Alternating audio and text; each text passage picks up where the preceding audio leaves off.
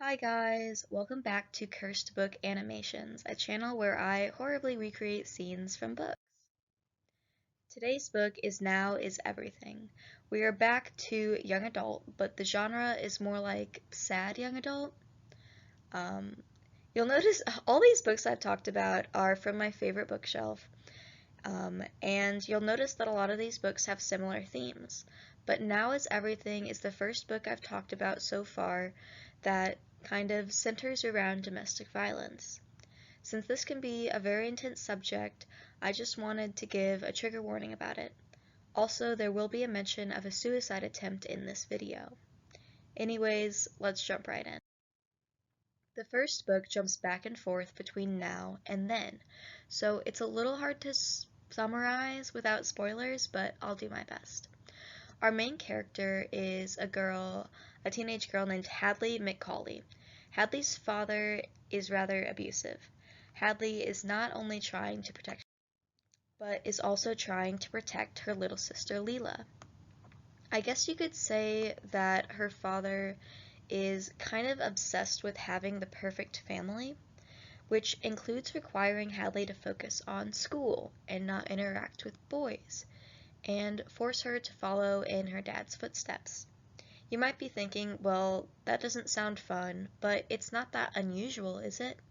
But as we take a journey through this book, all the red flags will just keep piling up and then finally crash and burn.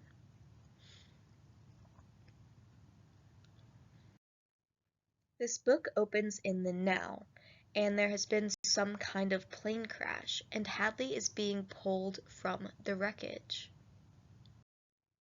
People are being questioned regarding the incident to try and figure out a cause for the accident. One of the people being questioned is a girl named Claudia, one of Hadley's lacrosse teammates. As she answers the air safety inspector's questions, we learn that Hadley's family is not very friendly. Claudia says they flaunted their wealth. When asked to provide an example of this, she says that Hadley didn't sell anything for the school's fundraiser. Her dad just wrote a check. Claudia also says that Hadley didn't have a lot of friends, but that the inspector should be questioning Megan, Noah, and Charlie. The inspector was like, yeah, that makes sense. So he goes on to question Megan, who is still pretty shaken up about her best friend's plane crash. Megan tells us that Hadley didn't talk much about her family, but that things weren't great at home. She also says that Hadley loved her little sister.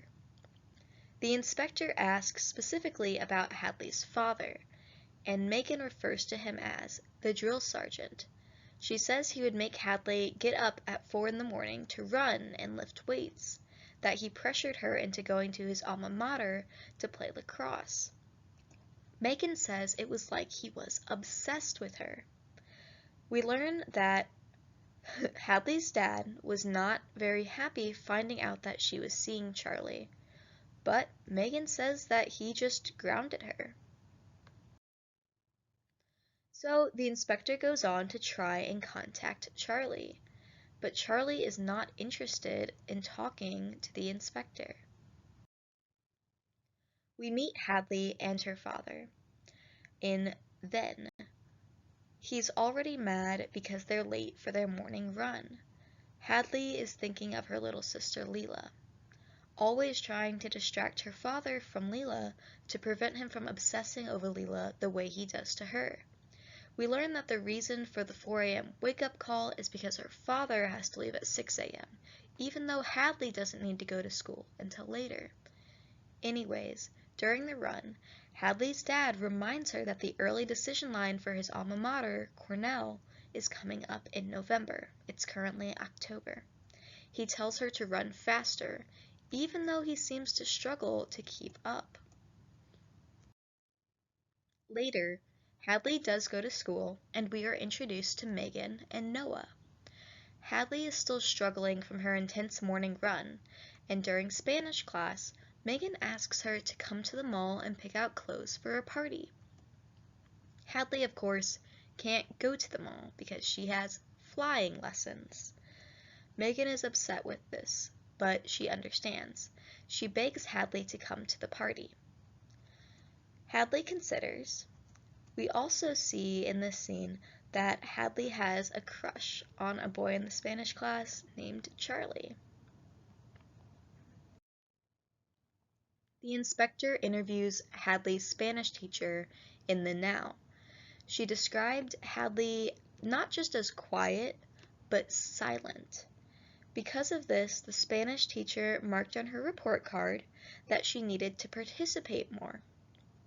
She tells us that Hadley then came to her in tears, begging her to take the note off of the report card.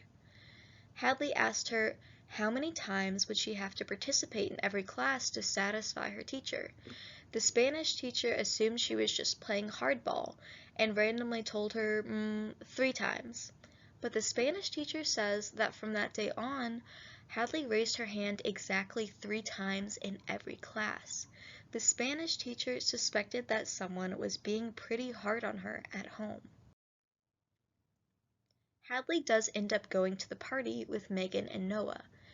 She of course has a game in the morning and will not be going crazy. Hadley is the designated driver. She has trouble being social at this party. She isn't dressed like the other people, she can't drink, and since she struggles to get close to people, people don't really know her, so they aren't really engaging with her.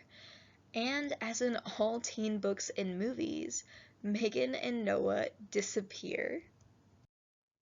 And the love interest, Charlie, appears. They go outside together, and it's cold, so Charlie offers her his jacket. We learn that Charlie has noticed her staring after him, but that he is also interested in her. Hadley, of course, is embarrassed. They actually get along okay, but Hadley learns that he's smoking cigarettes and disapproves. This makes sense because it's 2017 in this book, and what teenager is smoking cigarettes in 2017? Charlie says he knows it's bad and that he's trying to quit. Charlie is impressed by Hadley's lacrosse skills and flying lessons, but she confesses that it's just her dad living vicariously through her, and that she would prefer to relax and watch movies and TV.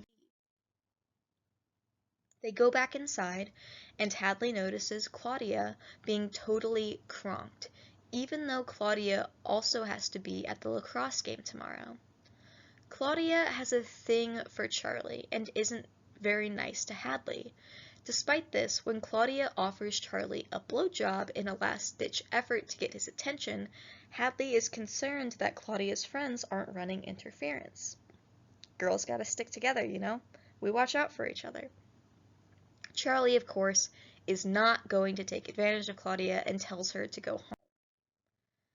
Then Charlie walks Hadley to her car, which I'm a little confused about because I thought she was designated driver for Noah and Megan, but whatever. There he tells her he isn't interested in Claudia and will steer clear of her and that he's really just interested in Hadley. Hadley is once again embarrassed that her emotions can be read so easily. She tells her that's not necessary, but Charlie insists that it is, and he doesn't take his jacket back when she tries to give it to him.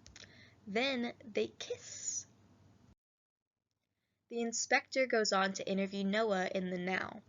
Noah tells him that Hadley is a kind and compassionate person, but also that she is a private person, so he doesn't feel comfortable talking about her to the inspector. The inspector urges Noah to say what he can about Hadley because the investigation is still ongoing. Noah admits that Hadley's dad was very controlling. He tells the inspector that when Hadley was offered the very honorable role of peer helper, she wasn't allowed to take it, and instead her dad made her take the SAT 5 times, even though Noah says that even her lowest score was great, and even though the dean of the school called her dad and asked him to change his mind. Noah says that Hadley was disappointed, but also that Hadley got used to disappointment. After Hadley has been pulled from the wreckage, she is taken to a hospital. It is implied that there were other people in the plane, as Hadley keeps referring to them. But as soon as she is left alone, she slits her wrists. Well, that was the beginning of Now is Everything. I hope you liked it. I hope you like the video. Farewell, my friends. Ave atque vale. Frenos.